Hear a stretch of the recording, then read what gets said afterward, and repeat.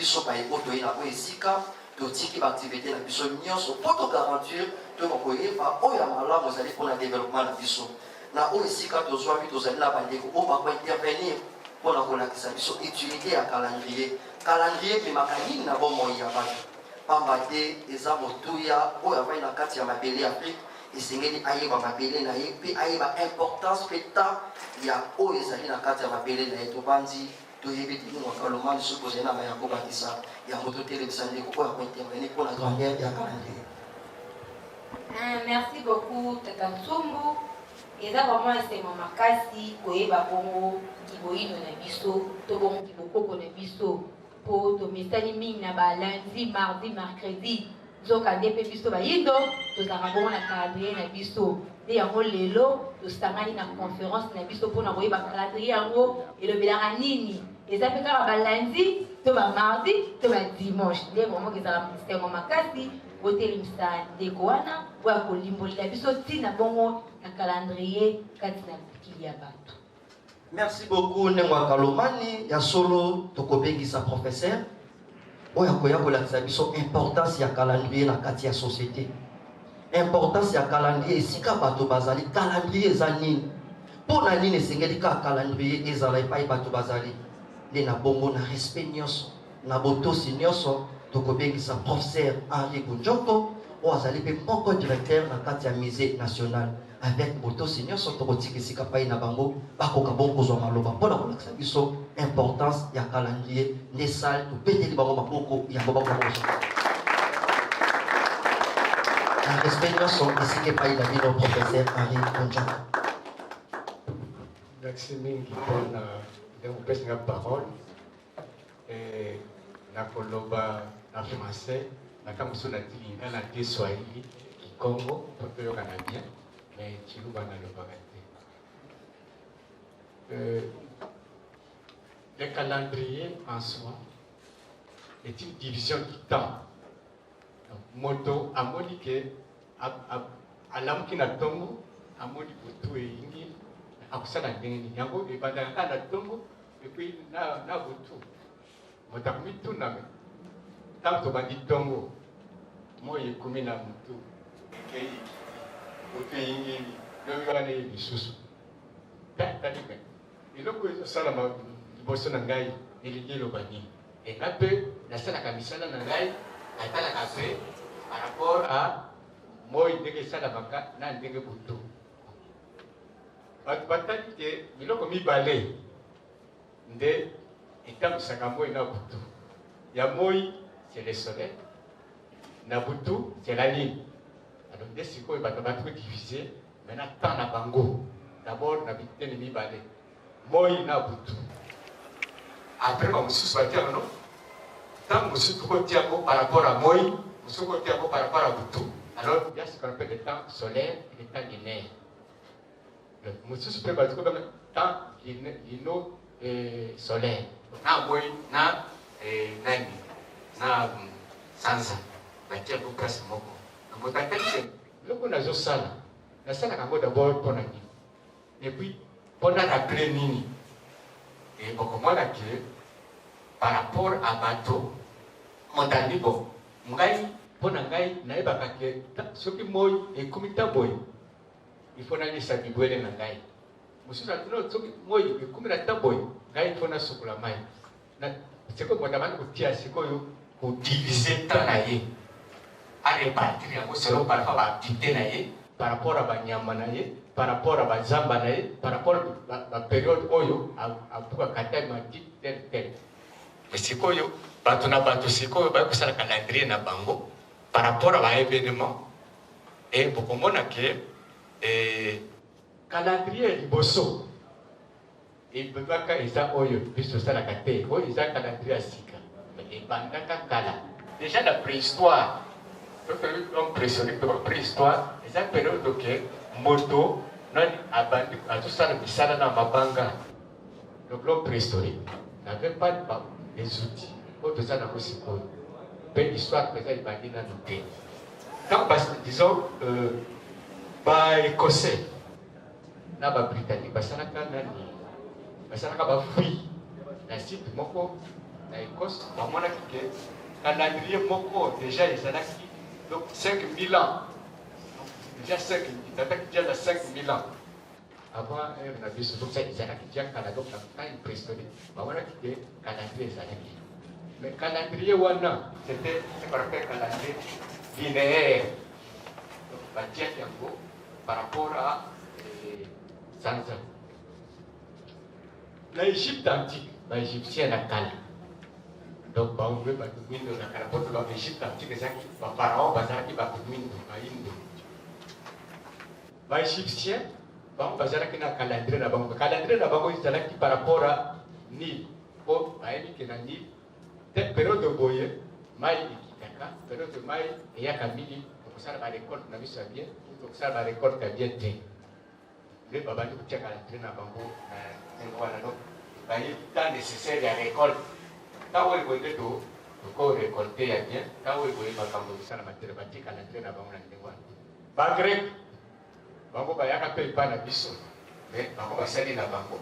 Ba macédonien, bango ba sali pe ya bango. Mais la grec, le problème c'est que ni pont ba jaki, il faisait par les cités, chaque partie, ba zana kuma calendrier na bango par rapport à la réalité na côté na bango.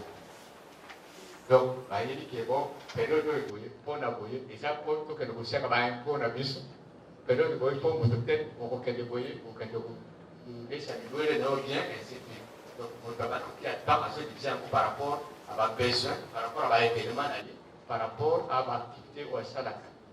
Mais mingi, bango bana ou landango selon nani, ba récolte, ba tam ya kusala ba agriculture na bango, na tampe pas ya banbiso.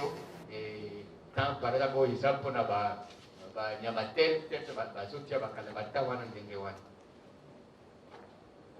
Mais c'est que tu comprends que na calendrier wana, ba mususu ko ba bana kusika par rapport ba kala ba jour, calendrier na ko ikoloboye, na c'est un ndenge. Ba calendrier kala okomona bo, ngana bulawo ya bantu mwinde, mais ba mususu ba kolobango. So pour ta semaine donc, on se dit semaine déjà 7 jours, on se dit 5 jours, on se dit 4 jours. Pour l'année, on a calendrier par rapport à la réalité de la banque. Mais tant que on a voyé, calendrier, on va savoir qu'il y a des bossos autour de la calendrier, il y a comme un père de biso. Donc, cycle nango, et bien, on a 365 jours. Et bien, on a au moins 354 jours.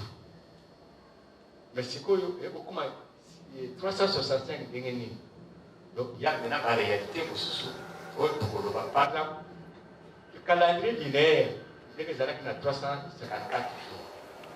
Alors, l'astrologue, il va par rapport à la planète.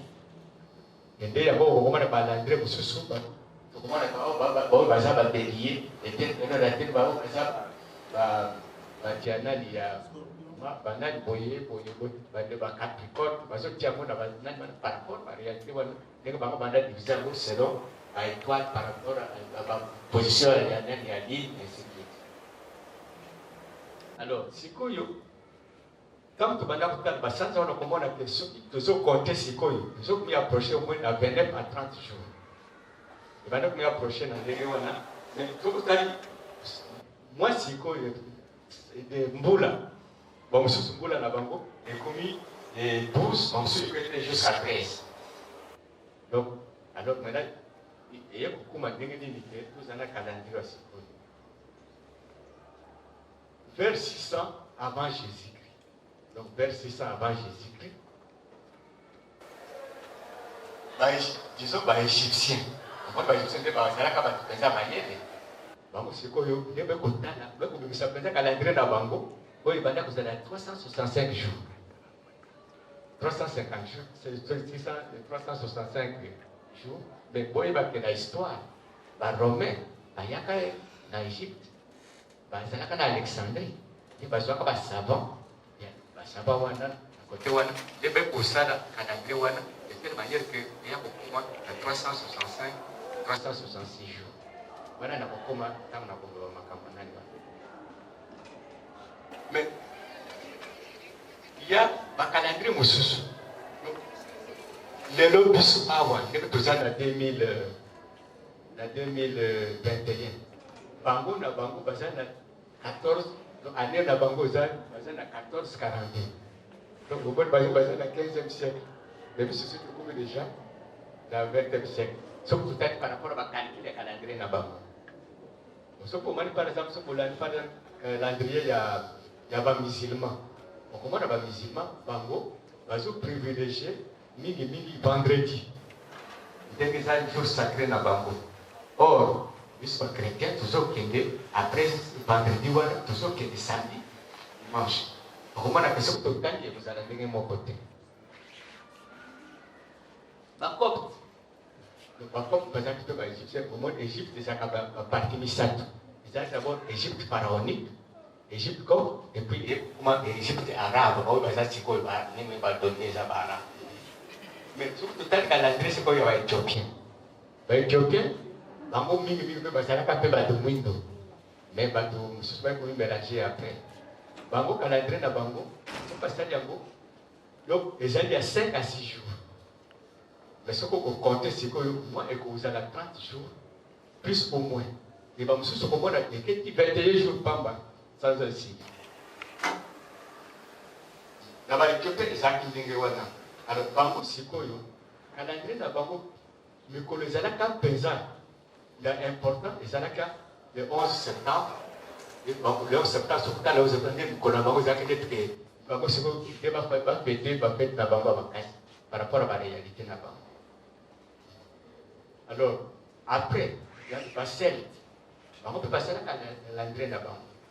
Les calendriers là-bas, ce que vous avez bien, sans eux, ils sont très privilégiés. Ils allaient donc le 1er novembre, le 30 avril et le 1er mai. Le jour où on a pour la banque, ils sont très importants. Et tant que vous dites, c'est comme moi la février. Au mois de février, maintenant, nous 29, maintenant, 28. Par rapport à ce qu'on a des déséquilibres. Donc, février, maintenant, nous 29 et 28, 29. C'est quoi il faut quand même, maintenant, nous avons quelque chose à calendrier ou tout ça dans le. Alors, quand on va Gaulois, on va français. Quand on va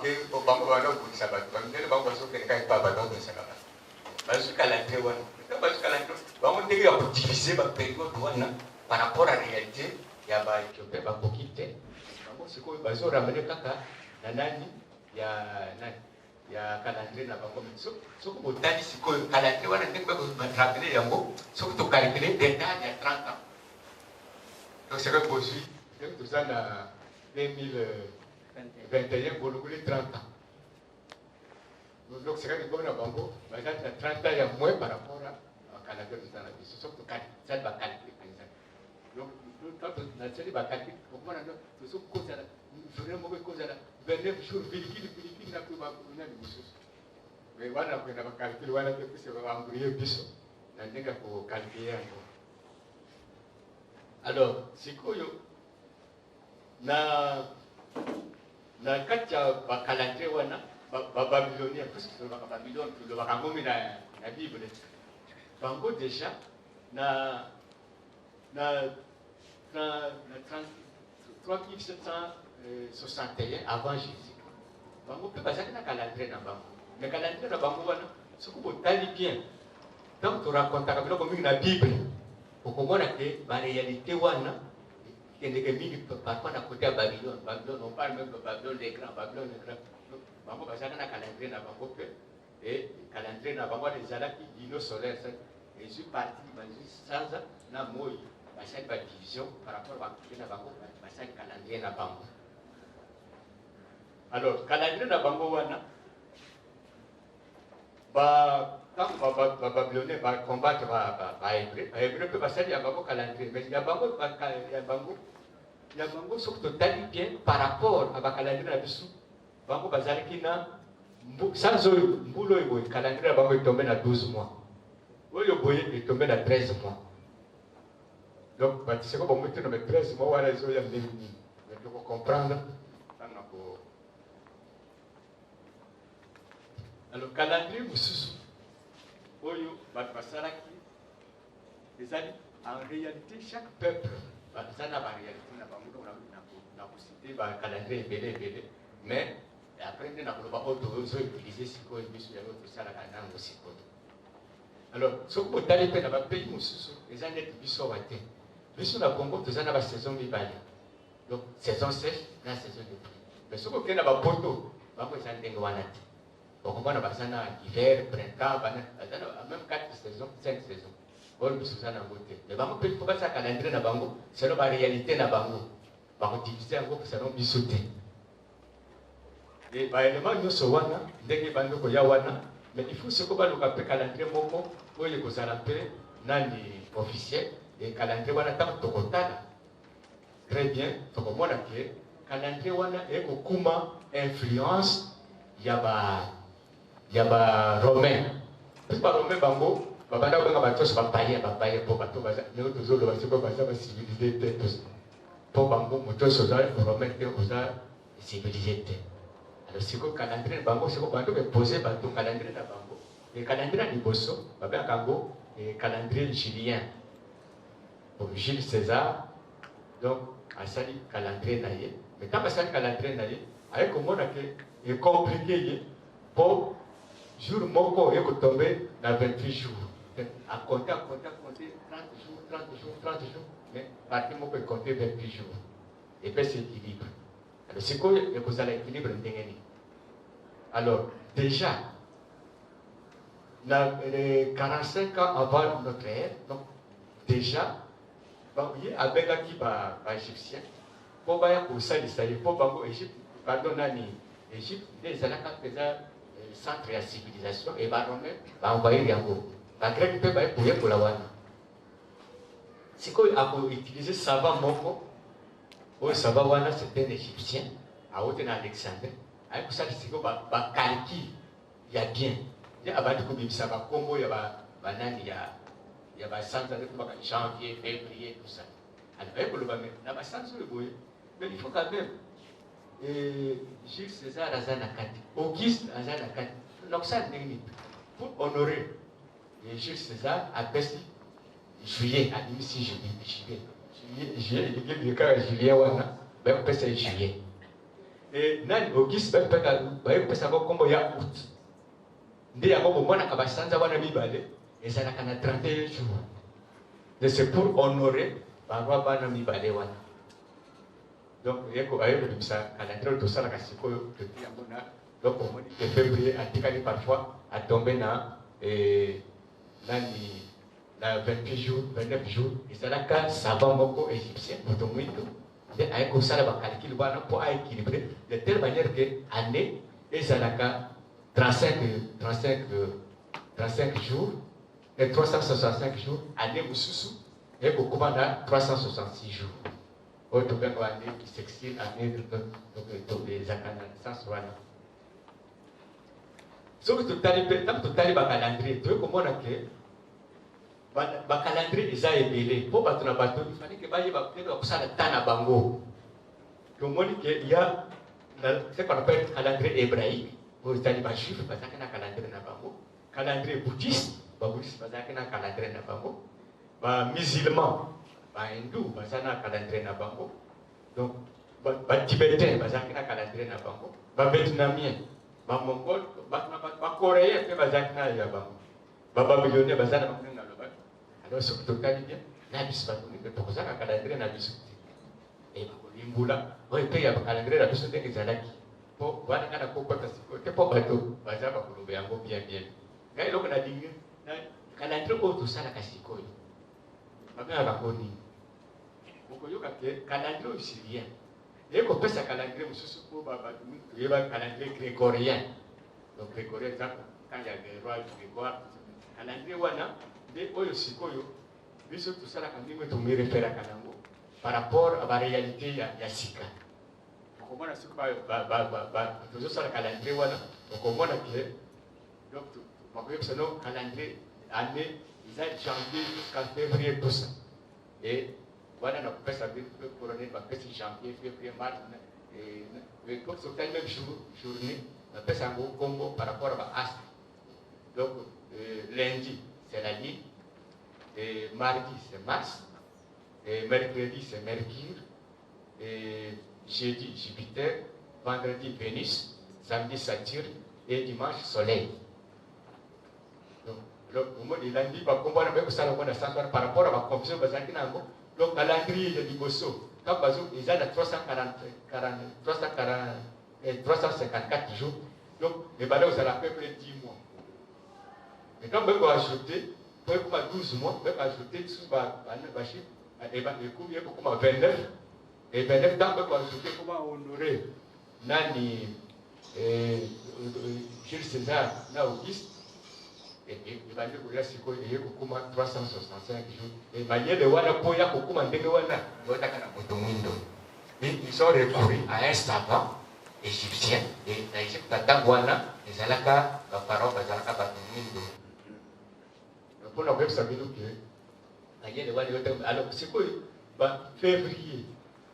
Il tombait 28, il tombait 29.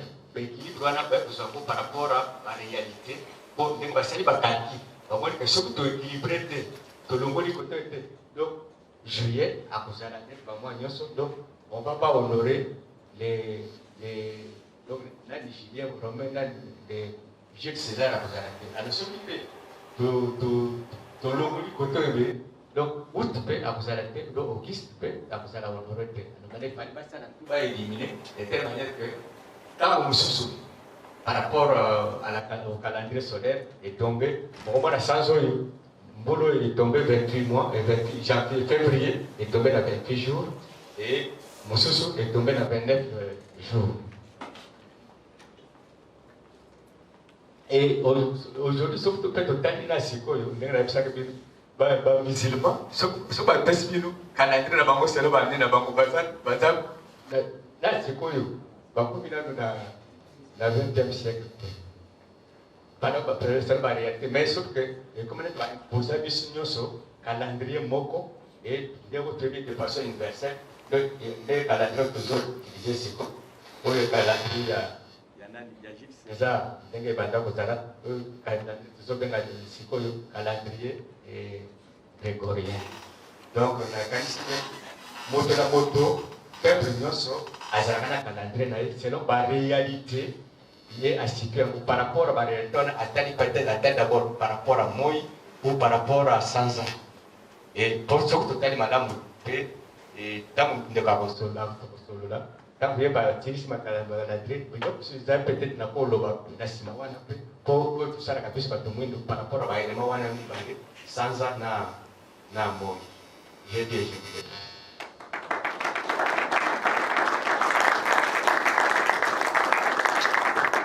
tobete les sous-professeurs Maboko Makasi solo bandeko tolandi professeur Naboke Vignoso apesi biso définition ya calendrier oyo bango basignifiera na temps moke balobi ezali division ya temps kasi lolenge balimboleli balakisi esika babokeseni ya bacalendrier ezali balobi chaque peuple abandaki kosala calendrier par rapport ya kobika na bango ya mokolo na mokolo. Kasi soki totali lelo amusuto bayeke calendrier africain ezali ndenge professeur bauti koloba Henri balobi baafricain mpe baza na calendrier na bango ebele ntango mosusu baza awa bakamwi babia solo baafricain mpe baza na calendrier pamba te ebele toyebi ke ti lelo monde toza kaka na 2021 nzoka nde 2021 ndenge professeur balimboli ezali bato moko boye babongisaki calendrier to ane wana par rapport à l'obiko na bango to par rapport à kozala na bango soki totali monde esika yango euti mpe esika yango ekomi lelo moto moko taza na capacité ya kosignifier nombre d'année oyo mokili esali eleki déjà bamili ya bane mais soki tozolobela 2021 ezali te calendrier universel mais ezali calendrier ya bato moko boye songolo sikoyo biso bayini toza na neni mpe mokolo nini ndenge akalongayo. Merci beaucoup, Tatatsum. Naroyo, papa, professeur, à l'obi, donc, tout le monde a un trouble dans ma vie, tout. Ma belle côté. Pour ton message, déjà, dans le lundi, ton message, dans janvier, mais tout le qui professeur, le message, dans astre, dans un mot.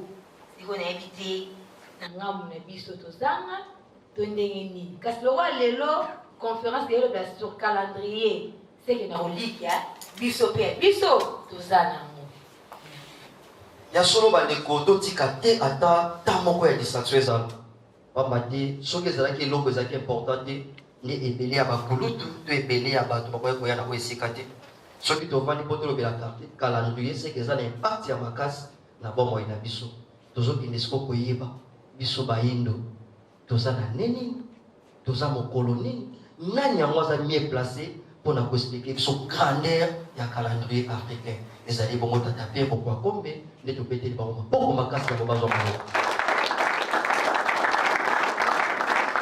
esika epai na bino tata mpe mpona kolembolela bato grandeur ya calendrier africain. Matondo mingi te merci beaucoup.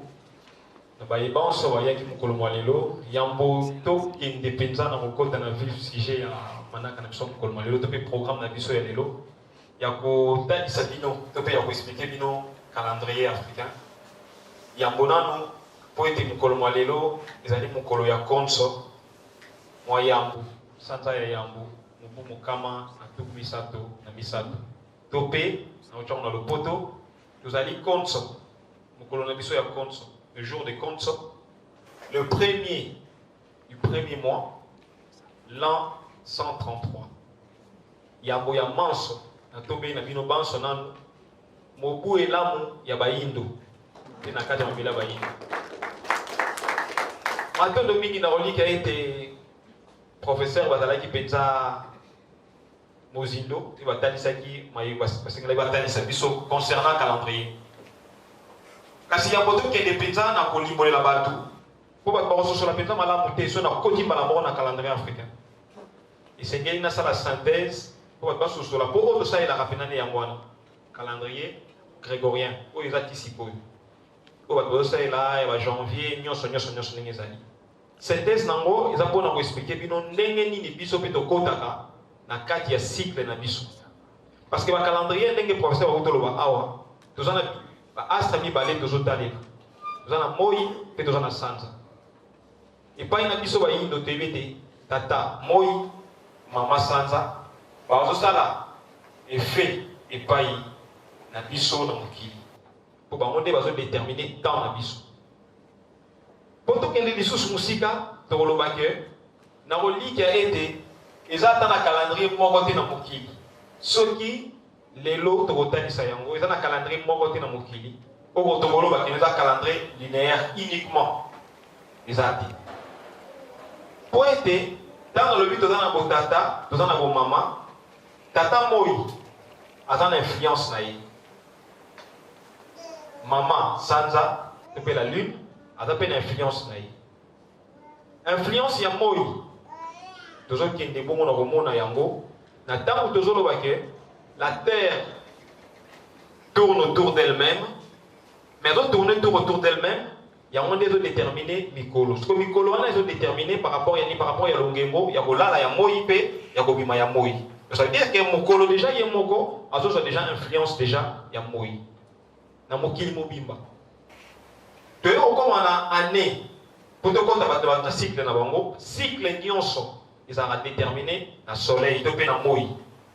Cycle mogote ezalaka libanda ya moi cycle nyonso ezalaka déterminé na moi po bato bakende na niveau ya kodétermine basemaine na bango to mpe bamois na bango bakenda wana détermine yango na niveau ya sanza yango nalobi biso banso na kati ya mokili tozosubir effet ya baastre wana nyonso mibale donc ya kotalisa biso ke calendrier linéaire. Donc ça veut dire que le calendrier de l'hôtel Sabino est dans le lingue où il y a un mibale pour te dire yango malamu.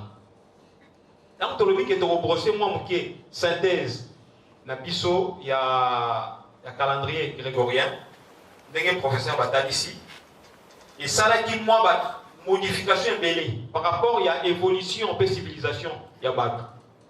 Et dans le calendrier monsieur bandaka ils ont 7 jours. Le calendrier monsieur a 9 jours.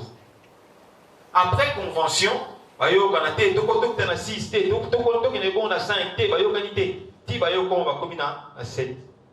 Mais 7 pas na bango ils acquis représentation, il y a Banzambe na bango. Depuis dynastie na bango.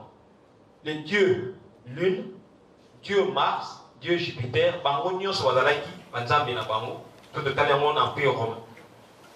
Donc zalaka na mlengi wana. Ndenge moko pe tokei na niveau ya ba moi. Tant bazo pesa moi, eza par convention tokei na koyokana. Pona ni bakendaki na niveau koyokana. Tant basangani, esengelaki bapesa banzambe na bango. Par exemple, Janus, Dieu y a double tête. Bazo tala passé, peut à venir, il fallait qu'on paye ça ici. Des bayo janvier, des bandits. Voilà, moi ya bango. Mais en réalité, mois de janvier, période wana, ils allaient janvier été. Ils allaient janvier été. Ils allaient bandeliane été. Et bandeliane na Europe, ils allaient côté la bango pe.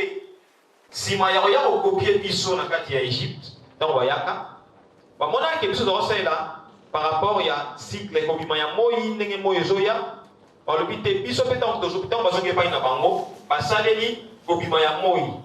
Ndé avant ils allaient na période où toujours ba fin février début mars, ici quand ba do sepela mbula sikana bango. Donc fin février début mars ba do sepela mbula sikana bango. Sikoyo tant que moi il faut absolument que na niveau ya kosepela nde basali calendrier na bango nde basala nyonso wana babandaki pe ko compter premier mois, deuxième mois, troisième mois, quatrième mois, cinquième mois. Ti bakomaki na 12e mois, au départ daki 13e mois, ti bayo komana bayo limité bakomi na 12e mois. Mais po batika bilembo wana ki bazaki ko compter yango bon mona ki bakei na niveau ya kopesa banzambe na bango nyonso. Ndenge professeur alobi awa ba komiti na calendrier julien ba pesi mukolo moko epa ya julien. Et ça c'est mois de juillet. Si manongo Auguste tanga moni bongo yepa bité ngai pese ngeli basi ngape mukolo moko. Nde ba yo za sko ko to benga mois d'octobre mois d'août. Mois d'août wana nde ba chepe mukolo nei. Mais si ma ya mois d'août tozana mois de septembre. Tout un mois, il y a octobre, tout un mois, il y a novembre, et tout un mois, il y a décembre. En réalité, septembre, octobre, novembre, décembre, et ça, nomenclature.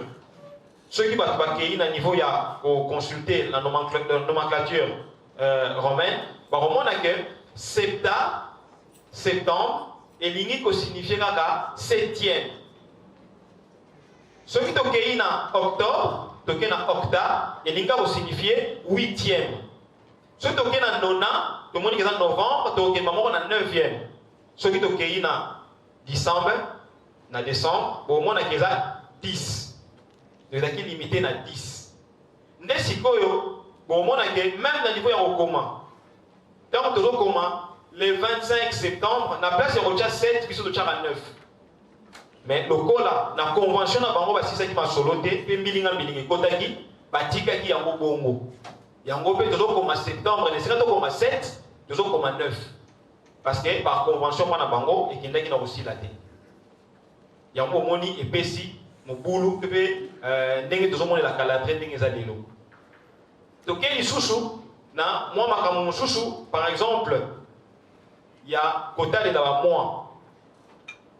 Bon, on a que mois de février, ils ont un niveau. Il y a Rosala. 28 jours, depuis 29 jours.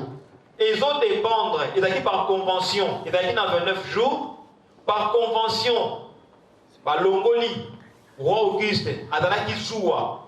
Il y a que Neneni Julien a 31 jours, mais il a 30 jours, il a aussi batté, il a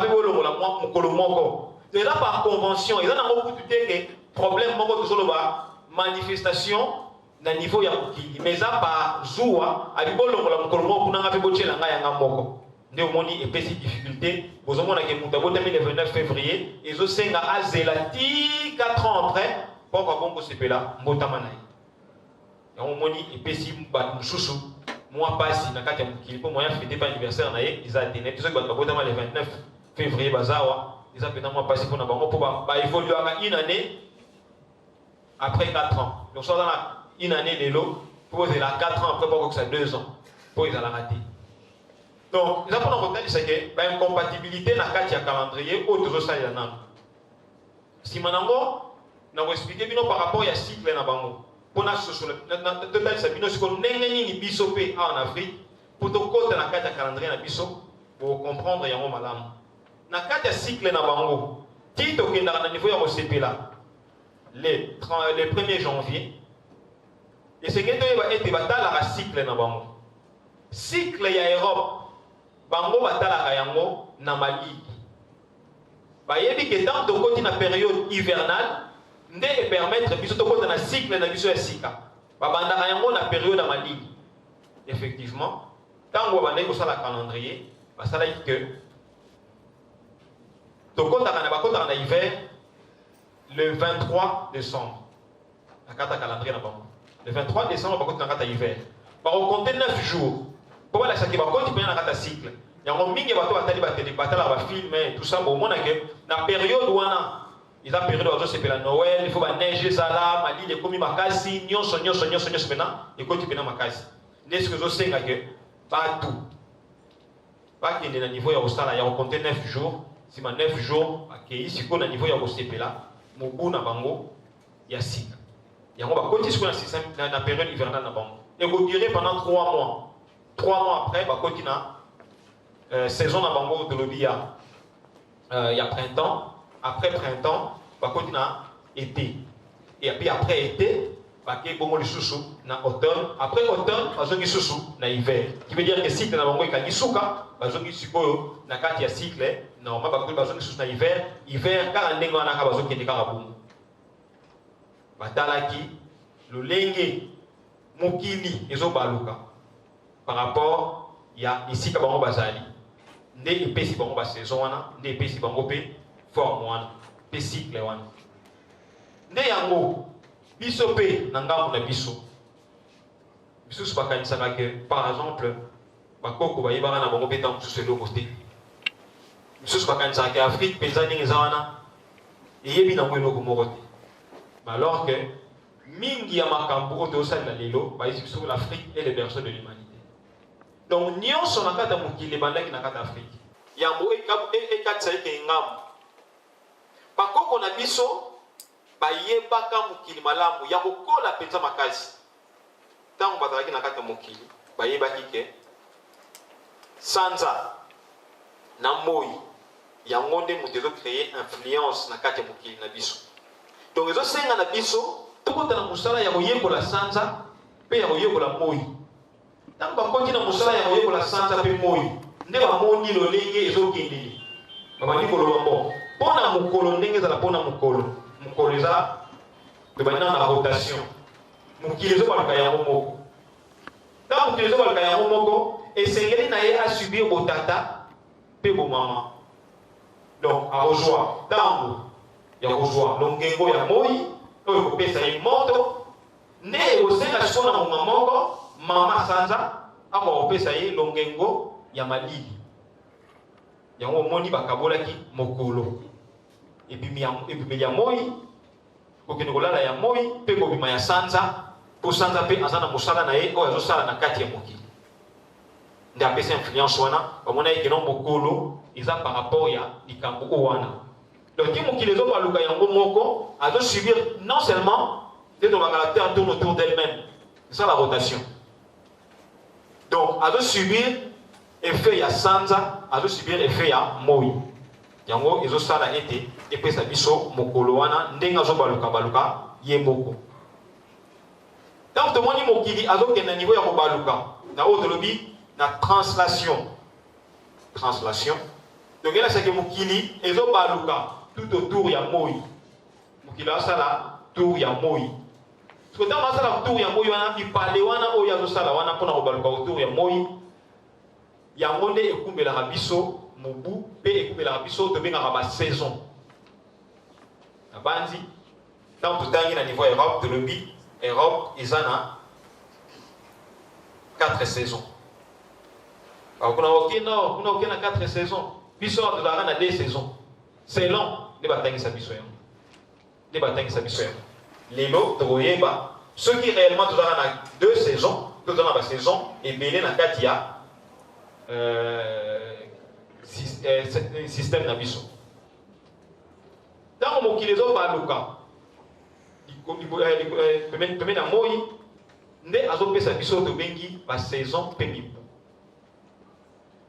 Sikoyo ntango mokili na biso ezokende na niveau ya kosubir mpe effet ya sanza nde azokende na niveau ya koproduire biso oyo tobengaka bamoi. Aza déterminé na sanza. Bakoko na biso batalaka sanza mpona kodétermine temps na bango par rapport ya semaine premièrement et puis mpona kodétermine lisusu mois. Donc semaine na mois baya bakoko na biso ewutaki na effet ya sanza. Va observer sanza. Epai na biso baafricain tokobanda na sanza. Sanza ye azalaka na cycle ya sanza moko aza ya 28 jours. Soki kozwi cycle ya 28 jours na kati wana aza na 4 semaines. Bolimbisi na aza na 7 semaines. Sikoyo mingi bakomi tuna 7 semaines wana ewuti wapi? Bakoma so moneke tuta 7 semaines mpona nini? Po exemple tuna ta mosusu tokotuna sala sima bien na bango batie 4 semaines sur base ya nini? Batie 31 jours sur base ya nini? Mais puisque toujours libola bino. Il est dans 28 jours, sanza moko est dans 28 jours. Parce que le cycle ya sanza, il est dans 28 jours. Si maintenant on a un cycle, wana, il est dans pause, depuis la semaine, 7 semaines. Mais 7 semaines on est où tu vois? Parce que sanza, oui, il y a ça la cycle à 28 jours. 7 semaines on est où tu vois? 7 semaines on a outil na haut de lobby, il parle à sanza. Bon, observer sanza malam. Na bipale ya sanza eza na ba tolo na lopoto eza na lolenge o sanza zalelaka soka bimi abimara o tobenga premier croissant abimara mukie eza effet ya liboso lolenge azalaka liboso sima na moto na premier quartier eza soki sanza akomi katikati eto bi premier quartier to lobi lumineuse croissant et ngela sake sanza atondi mwa mukie. Ce que tolobi la pleine lune ou dans la pleine lune ça veut dire que sanza atondi. Ce que tolobi la lune lumineuse décroissante ça veut dire que air atondi azokende siko na niveau ya kobisili là. Donc akomi kokende komisi pam. Le monde que akatani sous mwa mukie. Si maintenant on est dans le dernier quartier, si maintenant on ça na dernier croissant. Bipalemi oyo sanza sali. Par contre on a biso ba na niveau ya koyekola yango. Ba na niveau ya komona yango, nde ba lobi ke sanza asali et sanza azana ba poso sambo depuis 7 semaines. Na bipalena ya sanza pona nini?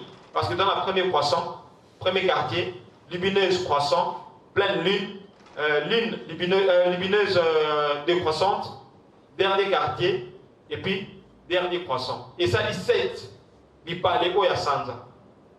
C'est comme moko, étape moko, et kendaka na mikolomi nei. Donc ça veut dire qu'une semaine africaine, et dans 4 jours.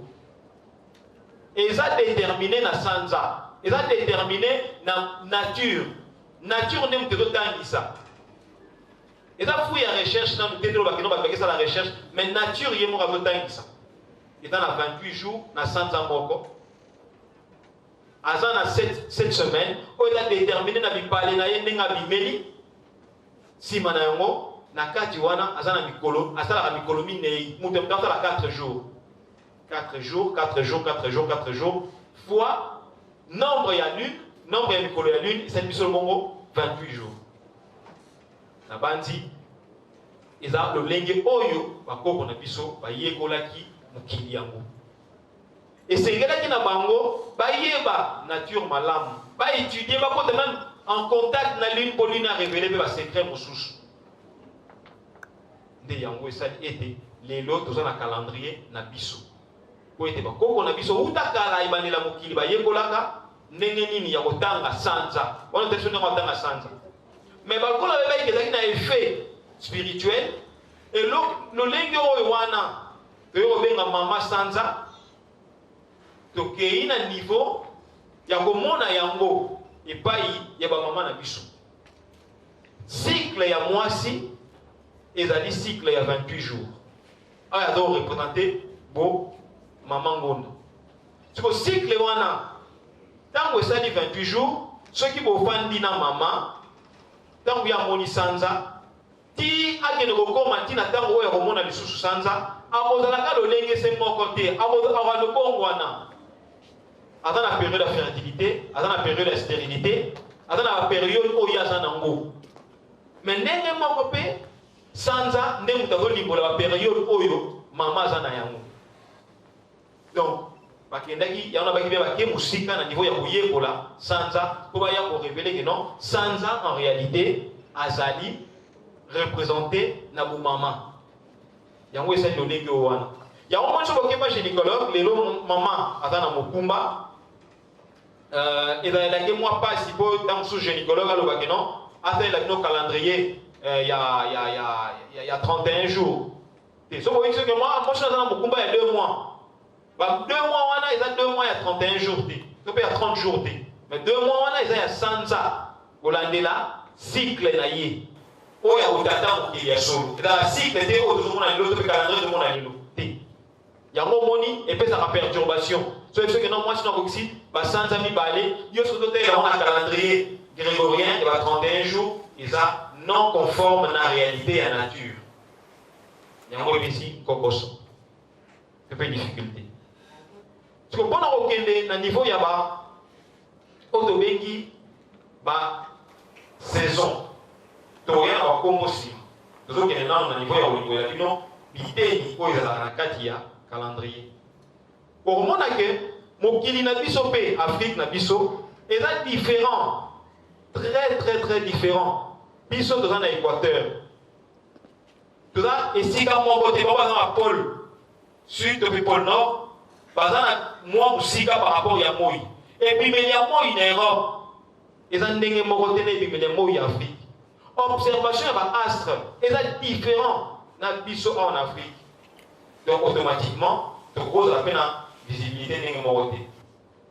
Donc, et pas une biso, nous avons la visibilité claire. Astre nous sommes en clair, mais pas une bango, ils ont la carte à botatonner. Yango moni, ils ont payé ça bango, calendrier, n'est pas de ça. Mais pas une biso, tant que fandi moi, ils ont mon nom. Et dans les micro nous pour faire Europe, mais vous trouvez mon nom été. Donc, moi, ça dit, mais moi, ils ont dit. Par exemple, il y a une photo, on a que longue moi, ils ont dit. Mais moi, ils ont dit. Nous l'avons fait mort. Dans sansa. Vous faites la peine d'attendre sous ta mort. Vous faites attendre 1 mois. Et vous dites ça 2-3 semaines. Mais vous avez un sansa.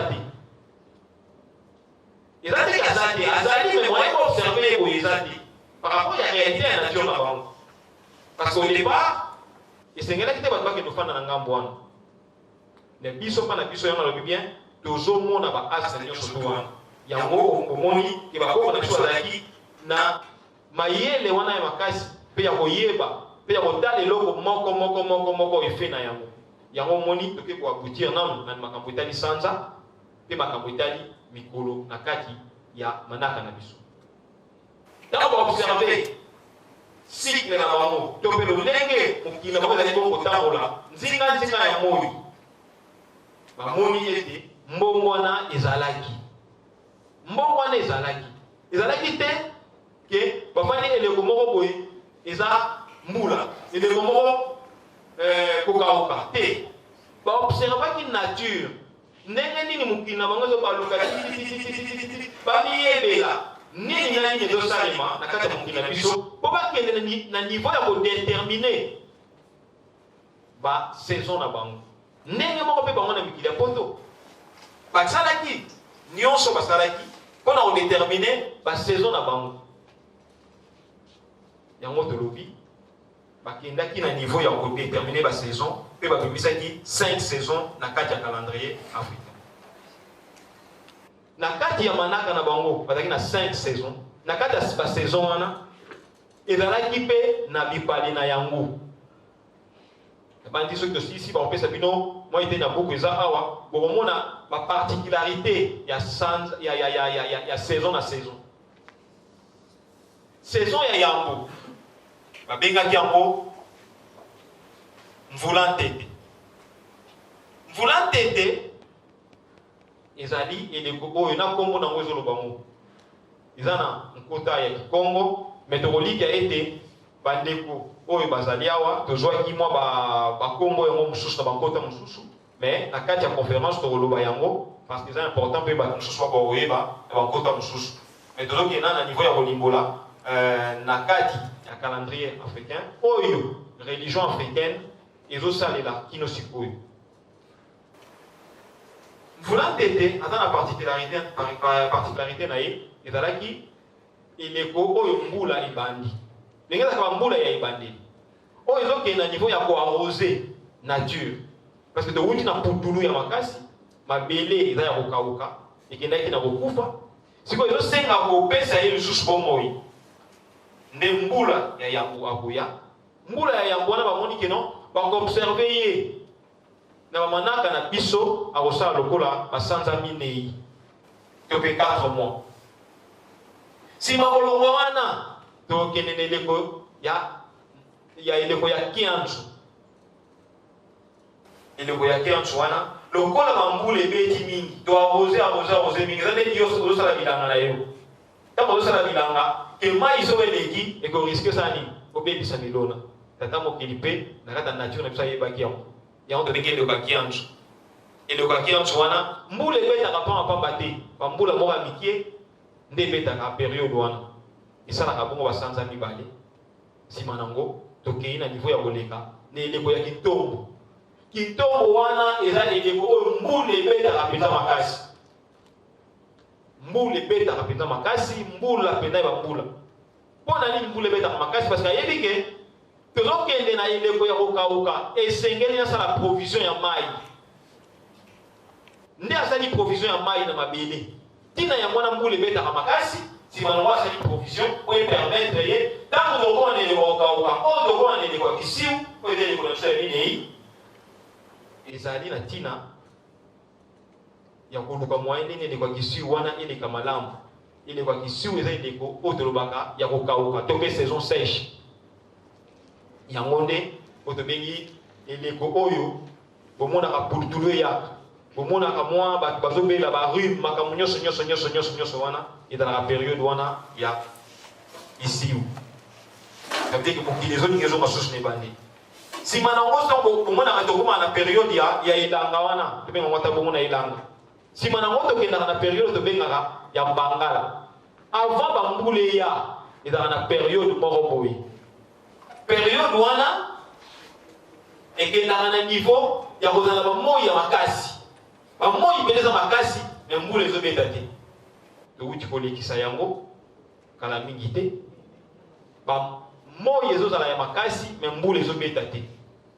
Bachaleur mpenza ya makasi eza effet naturel oyo tata akeliko na se azosala effort to mpe bokasi oyo abimisaki mpo ete eleko wana meme milona mosusu ntango tolobaka ke tokende kosakula tokende kokata matiti nsima nango totumba moto mais na kati ya nature wana eza kotumba moto naturellement ekotumba zamba bolibiso kotumba zamba naturellement. Donc moi wana ti ebetaka akendaka na niveau ya kokende kozikisa milona to mpe biloko nyonso eza wana azikisi yango. Nsima ya kozikisa yango ata basali ndenge nini periode na biloko nyonso ezalaka na zamba na bangomba to mpe na zamba na tesombi periode wana ekendaka na niveau. Donc eza lokola koziki kotumba elanga naturel po epermettre sikoyo ntango mbula ekobeta milona ya sikisani ekoka bongo susu kolia yango babengaki yango ezalaki na 5 saison ya bakoko na biso badétermine yango na lolenge wana par rapport ya cycle na biso. Donc tozongeli yango mvula ntete kiantu kitombo kisiu mpe mbangala eza miteni oyo ezosala ete efandisa cycle na biso ndenge mokili na biso ezotambola. Soki tosilisi kaka kintombo tosisi kintombo tokembala moko na kisiu soki tokomi na kisiu mbala moko tokomi na mbangala totoyebake non tokoti mbala moko na cycle na biso tope mobu na biso ya sika mbula ya sika eza na terme wana ntango tozokota na mbula ya sika ça veut dire que tozongeli cycle na biso na ebandi. Tolobaki awa ete tokopesa bino mikolo ya ba tobi tozana 28 jours na kati ya sanza na biso pe tozana aposo sambo to déterminer yango ndenge ni baposo sambo wana ye ezana bipale ya sanza na kati ya bipale ya sanza wana tozana bipale sambo yango ne déterminer baposo na biso sima na yango na kati ya baposo wana eza déterminer ezosala donc bipale wana muntu na muntu azosala bongo 4 jours. 4 jours, donc ça veut dire que semaine africaine, ils en ont 4 jours. Au Togolobango, dans Kodaya, qui Congo, ils ont dit Bongo du Soussou, Konso, Kenge, Ntsona, Pe, Nkandu. Donc nous avons dit Bongo du Soussou, Konso, Kenge, Ntsona, Pe, Nkandu. Nde, bande Congo, nous sommes pas même la Kibiso, parce que nous sommes en beauté, on a une invention, il y a bino na religion africaine. Jeunesse la religion africaine, ça qui nous sala ya kokota na biteni nyonso pona oluka kokota na kati ya connaissance. Est-ce que réellement ezaka uniquement na religion africaine de tozoloba konso kenge tsona pe kan tope na kati ya ba culture na biso bipai na bipai tozana ba tupe na kati ya bikolo oyo balobaka bikolo wana effectivement tobina kokuta yango ndakisa epa bandeko na biso batiene to pe batende balobaka mpika eza mokolo na bongo bongo ya liboso bojuka eza mokolo na bongo ya mibale bozana bokonyo eza mokolo na bongo ya misatu pe bozana mokolo ya mokila eza mokolo na bongo ya minei eza na calendrier na bango eza bien déterminé tokei na ngambo ya peuple lele pe bazana mikolo na bango kaka minei wana oyo tobaka bashilele. Donc, nous avons un colo ya liboso, matedesh, yami bale, makakate, yami sato, mamana, yami nei, imbo. Batu na badu, bazana pena ya bango. Toke na ngambu ya bandeko na biso baswahili. Bandeko na biso baswahili bazali bongo suspect na mikolo na bango pe kuna na ngambu ya est, mikolo minei izali pe kaka. Tokomona ke epai na bango bazali na siku ya kazi wana mokolo ya libonzo ko ya liboso tobengi konso siku ya kushunga wana tobengi mokolo ya nkenge donc siku ya kushunga siku ya baraka wana bazali bongo tsona na bango et puis siku ya kushinda wana bongo kandu na bango. Donc ça veut dire que tant que tu na bikolo mususu ezali mais pona oliango ngamingi te poto kine na niveau ya ko oliango ngate pona botanga ba kombo nyonso mais soki bosenga na mwezali to koyeba nini na ozwango to mona ke religion africaine akei na niveau ya invention te eza réalité eza na kati ya mokili oyo mokili na biso eza na yango esala yike to kendaki même ti na niveau ya ko consulter tango mususu to lobi kilo biso tozo inventer tozo imaginer. Même le mot moi et pas une abisso, tant que bagana sali sanza moko, na kikongo bazobenga ngo ngonda.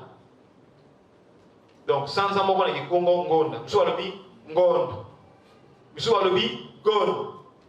Mais za na bikolo mususu na kati Afrique, oyo bango nyonso ndakisa so bokei na Cameroun, bazanya ba peuple bété, balobaka gondo.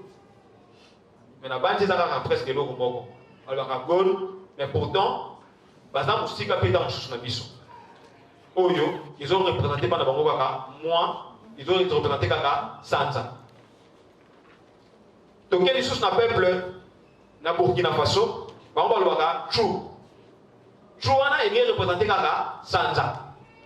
Donc nion surtout, oyo pa na biso, ils ont l'accès biso que bakoko na biso bayebaki malamu ndenge nini ya kolandela mokili oyo bafandi mpe na ndenge nini bakosala mokili oyo bafandi yango esali ete lelo tozoyekola manaka ya pepe calendrier africain nde totalisi ete na kati ya calendrier yango nsima ya kotanga mikolo baposo basanza pe mobu ndenge tozwaka yango topesaki awa ete toza na l'an 133 mosusu bakomi tuna me toza na l'an 133 ndenge nini soki bozongi epai ya bango par rapport ya temps na bango par rapport ya effet na bango par rapport ya makambo na bango mpe mokili na bango bokocomprendre que ntango bazotanga année bazotanga bango baza na référence ya année na bango soki okei epai ya bajuif baza na référence par rapport ya temps moko bien donné yango tozodétermine ntango oyo toza nango parce que mokili lelo esali 2021 ans te mokili eza ya kala mais soki oza détermine na nini par rapport ya événement par rapport ya temps na bango dommage que professeur bazate mais ntango bakoya bayambi mwa bapaya tokozwa ntango ya kotuna parce que batangisaka biso mingi na baekole l'histoire eza koyeba masolo ya mokili uta ebandela mokili uta ebandela ya moto kino lelo yango tobengi histoire soki soki okei na niveau ya préhistoire normalement préhistoire ekozala te parce qu'avant l'histoire il n'y a rien qui existe soki mokili ebandi na ebandeli wana mais la classe totanga que histoire, préhistoire peut aller. Alors qu'en réalité, préhistoire est cause à la tête. Mais préhistoire, on est à pour nani bâtir préhistoire. Et là qui codé. Parce que histoire, oh le monde la zobeta, le peuple occidental la zobeta. Et ça tant ou bango va dire tant na bango te faire na bango ya sika. Le coup dans la période il y a kala bazali ko existait, bazali qui esclave. Ne bazobe nango préhistoire bakoyi kotanga temps wana te parce que bazaki na temps ya ko déterminer temps na bango te yango babengaki yango préhistoire mais alors que l'histoire existait siko bato basalaki préhistoire wana nde ezosenga na bango babeta sikoyo histoire nango ndenge ezali yango bomoni ke ntango tolobi baye koimite Afrique soki bozwi calendrier africain bomona ke eza na 4 jours, monsieur a exposé du bosso, il y a 4 jours, na 7 semaines. Sur 4 jours, na 7 semaines, qu'est-ce que les Occidentaux ont fait? Pas une à calendrier, bah, Luciano, bah, comme 4 semaines, na 7 jours. Et là, on va s'arrêter à Yamwana. Pour permettre, bango, bah, le moyen va copier dans bango kaka, pour les avoir bien bisou. Pour moi, dans ma campagne, moi, ébélé. Ceux qui vont faire la recherche, les professeurs vont faire un moyen, par contre, à niveau, il y a un africain. Parce que l'Afrique, il a un berceau. Dans la Bible, dans la visibilité, il y a astreignance. Il y a un calendrier de ils ont bien déterminé par rapport à la nature. Parce que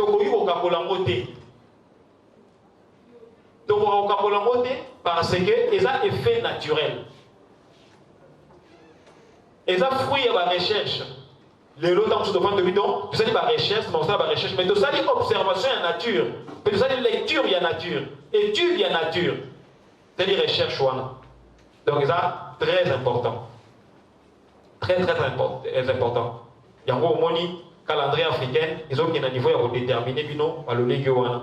Tu comprends par rapport à la référence. Pourquoi l'an 133? L'an 133, il y a un biso africain, le bandit, nouvelle ère na biso. L'Afrique, avant l'an 0 na biso, l'an 133, mais l'an 0 na biso, avant l'an 0, l'Afrique existait, avant il n'y a même pas Koloba, avec une histoire de. Après, il y a une histoire. Pour nous remettre l'histoire en azati. Nous remettre l'histoire en azati. Pour nous remettre l'histoire en azati. Oyo, a roluka moyen, a dominé biso. Occidentaux ne va mettre dans l'histoire. Il va qu'on a biso, badalaka boyi. Mais le col est à Bongo. Le col a tout côté na ère, nouvelle ère na biso. Nouvelle ère, ils ont par rapport à Yanni. Par rapport à tant oyo, à toi qui est le gona sapé bino, mutu oyo aye pour na éveil na bino. Tu peux mon la bouka na bino. Ce qui est esprit fort wana eye tango ekotami kati na bino nde epesi bino eza lokola renaissance na bino to mpe kokotama na bino ya sika ndenge bomona ye ke non batangaki histoire te mais na période ya Yesu babandi so kotanga avant Jésus-Christ et puis après Jésus-Christ nde babandi kotanga l'an 1, l'an 2, l'an 3, l'an 4 par rapport à Yé, il y a une unité de mesure, il y a une déterminé temps. Na bango. Ndenge moko biso pe, et pas une biso. Donc, aucun niveau il y a déterminé temps na biso à travers esprit né, esprit fort, esprit oh il y a qui réincarné du sous renaissance africaine, nous avons esprit à Fumukimba. Esprit à Fumukimba, on a Fumukimba Botami. Ça dit que renaissance, motama ya sika ya Afrique, parce qu'Afrique a joué force ya moi koloba, a joué force ya kobanda kotala, pe kobanda kotuna mituna, abandi kolamuka. Na religia, ezali découverte munene pour na biso nyonso, parce que ni ne lo symboliser côté les mawana ya Fumukimba. Et là, ils ont symbolisé en gros, tant que Fumukimba a télémi en 1921, et d'alaki, pour ala moussali sous Moutoumoindou. Assez que ce sous Moutoumoindou. Mais ça n'a pas été dans le niveau d'Afrique. Mais au moment où le coup de 1921 a dit référence, il y a bien un télémi en Fumukimba. Même dans le niveau des États-Unis, tu as le coup de bateau, tu as l'histoire de niveau des États-Unis. Marcus Garvey, à Téléma qui peut en les États-Unis, même période. Donc, ce sont les esprits de la Mouki. Donc, il y a moyen de symboliser que l'esprit de la Mouki, ça veut dire que c'est comme une nouvelle ère d'Abisso. C'est là qu'il retourne au niveau d'Afrique. Donc, il symbolisait une nouvelle ère d'Abisso. Donc, le col est dans la référence, il y a Olam Kanabisso. Donc, automatiquement, il y a une première référence d'Abisso par rapport à Yanni. Par rapport à côté de Manaïté, mais par rapport à côté de Manaï. Il y a comme sur la référence de Bissou. Le Coran Fumukimba a côté Maka.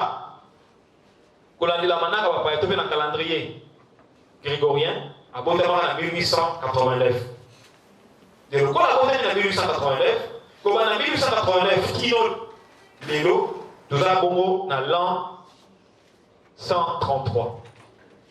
De l'an 133, où il y a côté Nabino Lelo. Ils ont déterminé sur quoi que dans 4 cycles africains, nous avons un âge. Donc Afrique, il y a Renaissance, est dans 133 ans. Il y a un déterminé Afrique, il y a l'élo. La bandi, pour nous, Maloba Moulaïté, Tolobi, Petotondi, Binobotondi, ceux qui me tournent les alliés, Toti, dans le Sika, intervenant, il y a Misato. Si manongode to zongela bino kona mwangonga par rapport ya manaka ndenge ezali matondo mingi matondo mingi tatapero kwa kombe solo bakumbi biso na université moko ya musika oyo ezali connaissance moko eningisi baner po toyoki Auguste baweleli calendrier Auguste akundi na moninga na ye te ngatikelanga 30. Mais au calendrier africain, balobi nature detangisi biso. Et tatape watangisi lolenge kani ba semaine euti, ba jour elekeli. Alobaki lo monde banene wa kalma na bile tozali consommer yango. Ezali kwa novela na biso. Kasi na kazete tape wa ina ndunda na mikebuka na monete de bite commentaire nini ya kosala nengo kalma ya moto ki nekini mususu. Tatatu. Mais biso yo soto sao. Nous avons étudié. Mais c'est la première fois que nous africain, nous avons un calendrier dans le biso. Le calendrier, on va limoler le biso, batailler le biso. Mais la classe totale. Et Kosara, maintenant on lit que Kosara biso. Pour chaque peuple, à ça les bandés, pour taper au limoli malam, calendrier, tout le temps on a vu, Mbotama, il y a Moutou, il y a histoire, il y a peuple. C'est vraiment les lots, Toyeba, et tout ce qui est maintenant que biso peuple africain, to peuple indo, nous avons un calendrier na biso. Ya solo bandeko to bandi moto apesa valeur na oyo yaye. soki lelo calendrier grégorien ezwi esika mpo bango baoccidentaux bazwaki te ya kovandisa mai na bango. Mais biso baafricain mama na yo tazali so etoboka okoboka ye te. Mais mpo nani toza na calendrier na biso lelo batalisi biso na mozolo batata pero elingi kolobaki biso baye tozwami na oyo esika mpo tozala bato ya liboso ya kosomba calendrier wana mpe ya kotombola yango.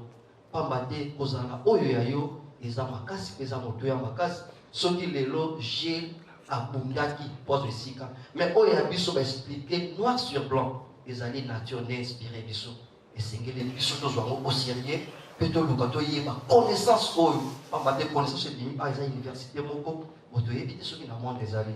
Mais ntango kokotuna mituna tata mpe bakokota lisusu na mozindo pamba te balemboli na bosembo nyonso tokomi na eteni oyo wapi tokoyoka lisusu kaka bipali ya calendrier kuna bakotalisa biso epai ya bitakasa impact ya calendrier na élevage mpe na agriculture.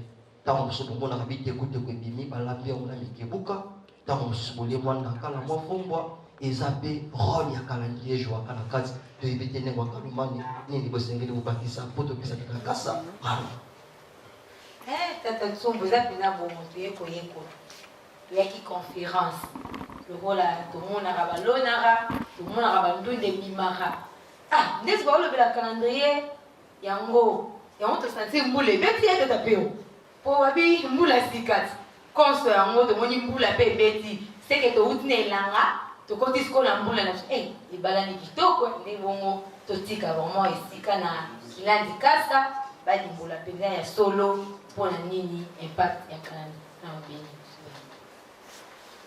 Takasa tobandi bolimbolela biso role ya calendrier pamba te ntango tata mpe walobi ntango professeur Henri alobaki elingi kolobaki bomoi ya moto na kozala ne ya mokolo na mokolo calendrier ezojouer rôle moko très important pamba te babi yango ezopermettre moto adivise temps na ye.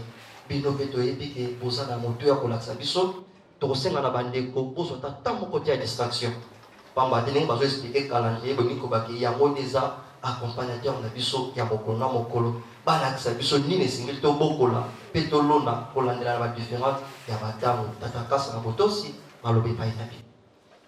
Matondo mingi na batambusi manaka nakopesaka biso maloba yambo ya maso tozali kozongisa matondo mingi na tata mokeli banlongo mpe bakoko po pamba te bango nde baye bapesi biso pema na bomoi mpe bokasi boye bosali ete tokoka banso na kokutana na esika eye mpe lisusu tozali kozongisa matondo mingi na tata na biso ya molimo fumu nkusu kiambu nzala mpanda na ngola na nsongi ya nzila po pamba te bango bato bapesaki biso mpe nzela tokoka bongo na koparticipe na conférence oyo tozali mpe bongo kozongisa matondo na baexcellence ministre ya culture et art mpe bongo ministre ya jeunesse pamba te batiki baoccupation na bango ebele kasi basepeli baya kosangana na biso na oesika na bongo tozali mpe kozongisa matondo lisusu na bamvundi na biso mpe bongo banganga ngunza elongo na babilandi mpe bakambi banso na kati ya religion africaine tobosani mpe te kozongisa matondo na babiangami na biso banso basepelaki mpe koya kosangana na biso na kati ya conférence oyo nde na bongo matondo mingi na bino banso boyanoli na mbela na biso ya mokolo malelo po tokoka bongo kokabola makanisi na thème na biso ya monene oyo ezali intitulé à la découverte du calendrier africain.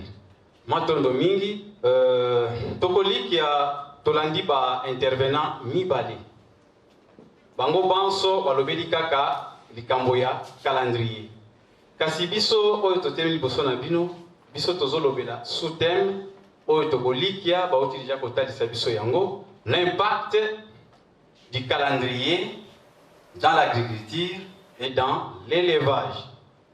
Tokoki nano te kokota penza na mozindo ya thème na biso soki tokoki te kolobela biteni biso minei na kati ya thème na biso ilingi koloba na thème na biso tozali bongo na 4 chapitres.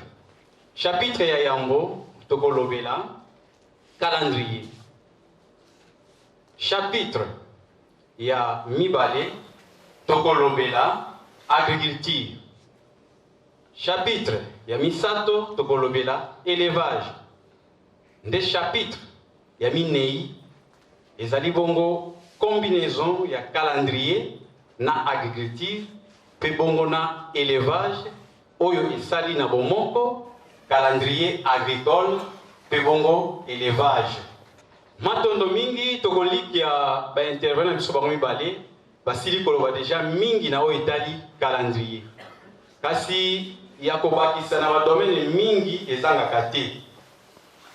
Biso na chapitre ya yango ozali kolobela calendrier tokolobela ba aspect mibale. Aspect ya yango tokolobela ezali aspect général ya calendrier. Na eteni oyo ya aspect général ya calendrier esengeli mpe tomeka bongo na kopesa ndimbola ya calendrier d'une manière générale. Toyokaki professeur d'une manière générale amekaki kopesa définition ya calendrier. Alobaki ezali bongo division ya batango to bokaboli ya batango. Kasi tokoki kobakisa boye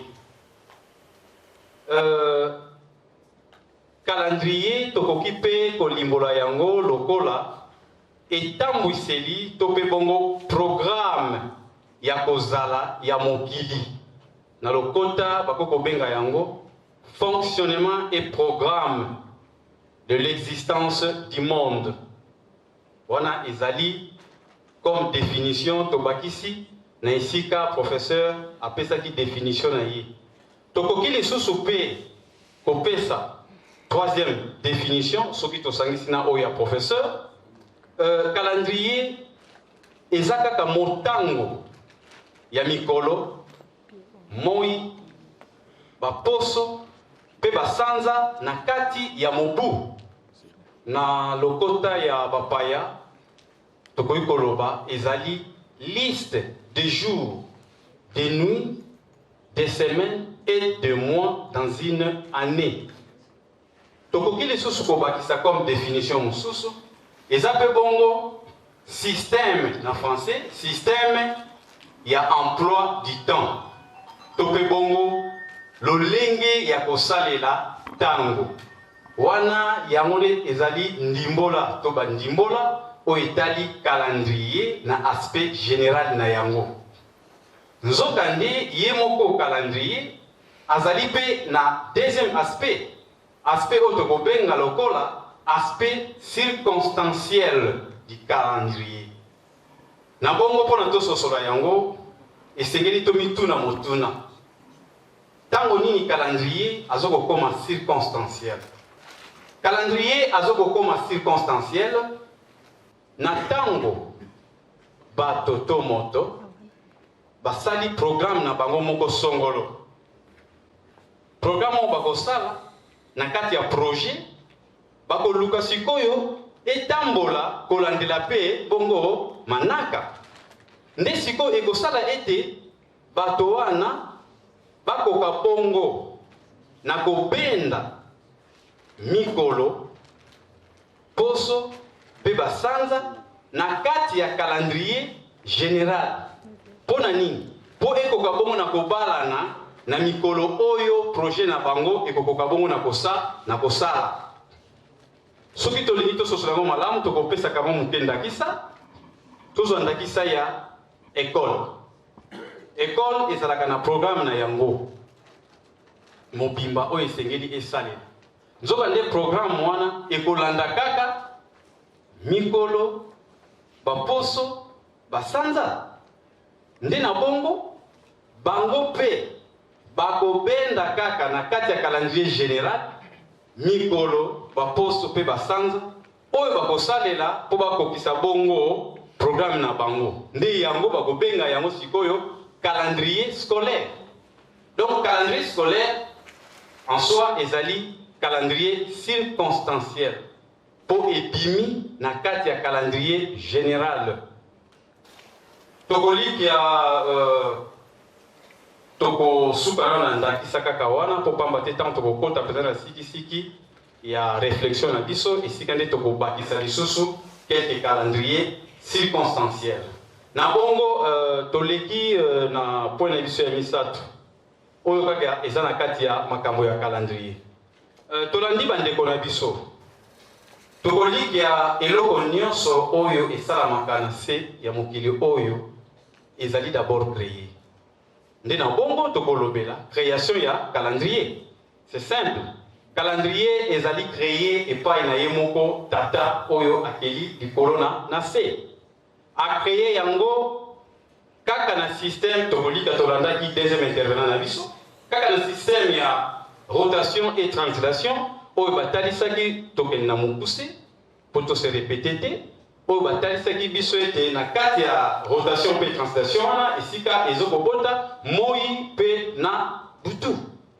Nzokande toyuti kodéfinir que calendrier d'une manière générale eza kaka liste ya mokolo butu moi poso sanza matondo mingi na bongo soki tososoli pe malamu tokolikia tata mokeli yambo asala manso esengelaki asala pe manaka yango ekosala ete manso mai tata mokeli basalaki yango kolandela manaka ekosala pe ete bato baye tata mokeli bakokela tomata tokita bango pe bakosalela kaka manaka. Nde na bongo tokolobela pe lisusu type de calendrier to pe sorte de calendrier. Toyokaki premier intervenant na biso balobeli biso ba calendrier ebele ba sorte ebele. Mais nzokande soki tozongi penza sur le plan spirituel esengelaki kaka tozala na 4 calendrier kolandela bongo 4 races. Parce que chaque race esengeli azala na calendrier na ye kolandela ba réalité ya bomoi na bango na kati ya mokili. Kasi kolandela viongolo to balolenge ya batu na mokili nde yango ekosala ete batu na batu balingi balakisa toyebi soki mayele ya lolenge kani nde siko tokomona ba calendrier ekokoma bongo ebele. Mais tozongeli spirituellement na logique esengeli tozala kaka na 4 calendriers selon représentativité ya 4 races. Lokola bongo tozali na race noire, tozali na race jaune, tozali na race blanche, pe tozali na race rouge. Tuti kolanda awa race noire alakisi oya ye calendrier. Donc na logique esengeli pe ba race misato etikali bakoka pe bongo na kozala ba calendrier na bango po pamba te ezali kaka se bongo.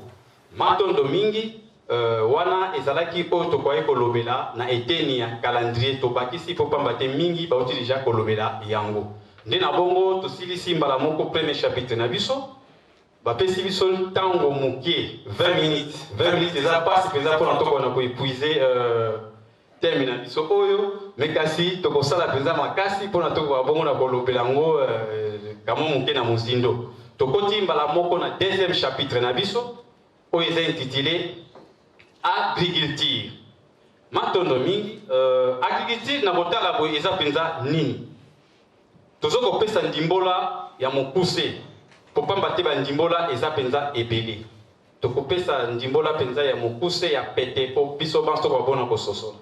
Agriculture eza nango kaka mosala ya kolona milona na mabele.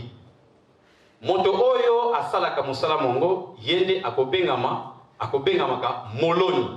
Na français yende babengi agriculteur. Na bongo na kati ya agriculture yango pe tozali na ba type de culture oyo esengeli moloni akoka bongo na kosalela.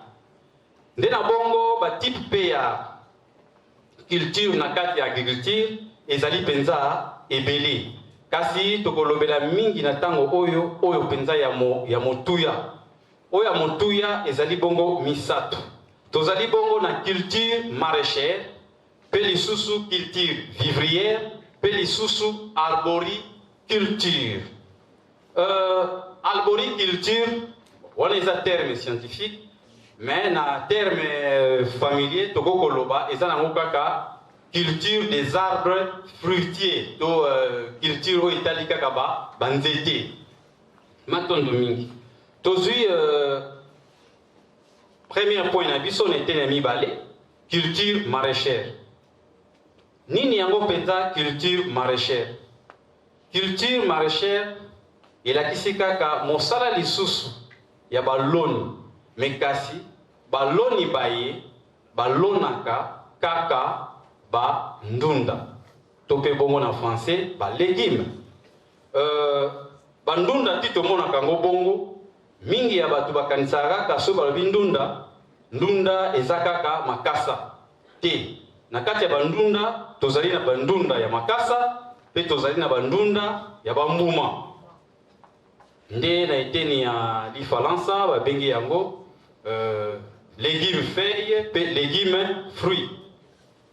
Na o etali bandunda ya makasa mingi tozali na ba amarante wana na ba terme ya lokota ya français mais amarante ya onkaka tobengaka biteko teko pe bongo matembele pe bongo na bongo.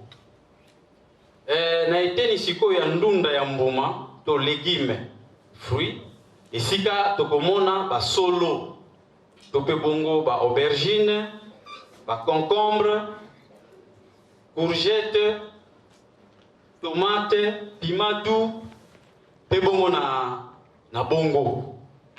Na kati ya culture maraîchère to suki wana te tozali pe na culture de bulbe wana eza culture oyo ezo permettre na baloni bakoka bongo na kolona biloko lokola ail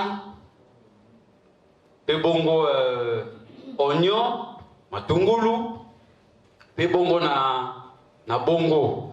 Tozali lisusu pe na culture autote koloba ya ba arbre fruitier. Tozali pe lisusu bongo na culture vivrière. Or, soki tolobeli culture vivrière, eli koloba nini?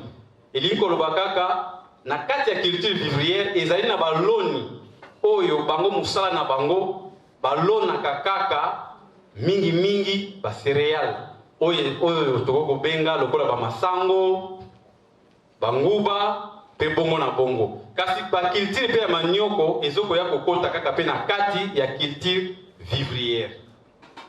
Esika pe total saki bino arboriculture oyo esika total koloba ezakaka culture ya ba arbre fruitier.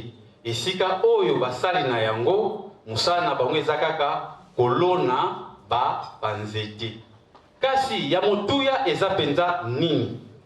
Ingeta bakolona na bango. Me kasi bakolonela lolenge kani? Bakolona kaka na kolandelaka tango nyonso calendrier.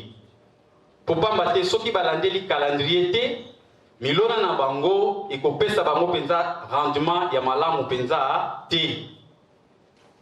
Nde na bongo baloni bango pe lisusu bakoya kosalela calendrier circonstanciel oyo ebengami calendrier agricole. Pona ni lisusu oyo ebengami calendrier circonstanciel na cadre ya agriculture. Ebengami bongo popamba te baloni bango lisusu na tango bazali kosala planning na bango to plan ya kolona milona na bango to pe projet ya milona na bango po bakoka bongo na kolonga bakosalela kaka lisusu calendrier général oyo tata mokeli bango moko bakela. Nde sikoyo bakobenda na kati ya calendrier général mikolo baposo basanza ndeka tolobaki oyo sikoyo ekosunga bango pona bakoka bongo na kolona. Elingi koloba penza nini? Bakoluka batala na kati ya calendrier wana mikolo nini to basanza nini penza tokoki kolona ndakisa bandunda, ndakisa ba manioko banguba, ndakisa banzete. Na bongo toko defa lisusu eteni ya deuxième intervenant na biso na eteni balobelaki makambo ya saison na calendrier africain. Bomonaki ete intervention mibale batalisaki biso ete na calendrier négro-africain toza bongo na 5 saisons. Balobelaki mvula ntete, isika iye mbula ya yambo eyaka konoka po elongola bokauki. Nzokande na eteni sikoyo ya baloni, na eteni ya baloni yambo bakoka na kolona esengeli balekela na phase préparatoire. Nde na bongo baloni bango tango bakozonga sikoyo na calendrier agricole na bango bakoluka na kati ya calendrier wana esika saison ya mbangala ezali bokauki makasi, esika kisiu ezali elanga. Nde na eteni ya ba saison nyonso mibale wana ya kisiu pe mbangala esika sikoyo baloni bakobanda sikoyo kosala ba préparatif ya milona na bango. Tango bakosala ba préparatif bakoluka babalisa yango pene ya saison oyo na calendrier africain to bengi mvula ntete. Na ba préparatif na bango bakosala makasi ndakisa lolenge tomoni lelo mbula ebeti na logique soki penza baloni basaelaki pe balandaki malamu calendrier agricole na bango lelo nde siko bazali kolona po pamba te esengeli bazela kaka tango mbula yambo ezobeta bakoka bongo na kolona. Donc tozososola ete mbala moko bakoko na biso bazalaki penza kosalela calendrier oyo tata mokeli akelelaka bango. Matondo mingi na tango bazali kolona bongo bazali pe na kati ya koyeba ete ngonga moko ya kianzu ekoya. Ngonga wana ya kianzu ekoya yango nde ekozala elanga ya moke. Donc bakowela kolona po toti koloba moloni ya solo lelo lokola mvula ebeti lotongo toyebi te na biteni mosusu me pa na biso ebetaki na butu. Lokola ebetaki na butu elingi kolakisa lelo kana mokolo ya lelo esengeli deja amiloni po pamba te soki amiloneli na ye lelo ti toya kokoma na kianso elanga ya moke akobimisa deja milona na ye po pamba te ezali pe na milona miye tango tolonaka yango esengeli tokoka bongo na kopikola yango tango kaka tozokota na eleko ya kianso ndakisa madesu elingaka penza mai mingi te. Lokola elingaka mai mingi te moloni ya solo oyo penza azali kosalela calendrier agricole akosala calcul mbanzilu na kati ya calendrier na ye akotala lokola madesu ezwakaka 3 mois esengeli sikoyo ayeba na kolona yango na sanza nini po ebalana na kiansu. Lokola madesu soki bolingi kopikola yango esengeli ebanda kokauka, donc esengeli ekende kokoma na niveau ya kianzu ale ebandi kokauka mbala moko pe abandi kosala récolte na ye. Kasi soki asali erreur aloni yango 3 mois avant kianzu nini ekoyela ye madesu wana ekobanda kopola po pamba te ekomi deja na eleko kokauka me kasi bon aizozwa ntango nyonso bamvula ekopola. Nde yango wana importance ya calendrier agricole na domaine ya agriculture. Donc ezali kosunga penza moloni akoka bongo na kosala projet na ye kolandela calendrier agricole po akoka bongo na kozwa rendement ya solo ya malonga, akoka bongo ko éviter ba risque ya kopola ya biloko po pamba te alandaki ne penza manaka te malamu. Na bongo to leki na lombango na chapitre na biso ya misato oyo ebengami élevage na pete nyonso elingi koloba nini? Elingi koloba mosala moye mobokoli asalaka na tina ya kobokola nini? Kobokola bibwele, kobokola bambisi pe bongo na bongo. Nde na bongo na kati pe ya élevage tozali pe na ba différents types ya culture d'élevage. Lokola ezali ebele kolandela tango awa pe tokolobela kaka ba type ya culture d'élevage misato. Tokolobela aviculture, tokolobela pisciculture, pe tokolobela apiculture. Matondo mingi so tozwi oyo ya yambo aviculture matondo na botala aviculture eza nango kaka pe mosala moye mobokoli asalaka. Me kasi awa azobokola nini? Azobokola na ye kaka bandeke ya basse classe, basoso, mabata pe bongo na bongo. Na kote ya pisciculture kuna nde mosali mobokoli asalaka sikoyo mosala ya kobokola bambisi na kati ya mai. Pona nini akosala mosala mona? Akosala mosala mona po pamba te ekomaka na eleko moko songolo, moto akomaka na kokoso ya kokendaka mosika kosala pêche. Tokoloba biso banso awa boye tozaka na posa normalement ya kolia na pete nyonso e ba poisson ba biso pe bongo na bongo, mais kasi tozana ba kokoso upamba te po ko kolia ya mo peto eza fresh ezosenga il faut kende kosala pêche. Alors mutu amonaki devant ba kokoso wana po assez faciliter tâche nde yango ekosala ete abanda bongo na kosala ba étang. Soka sali ba étang nde kosala ete ye moko akoka bongo na kobokola ba mbisi na ye.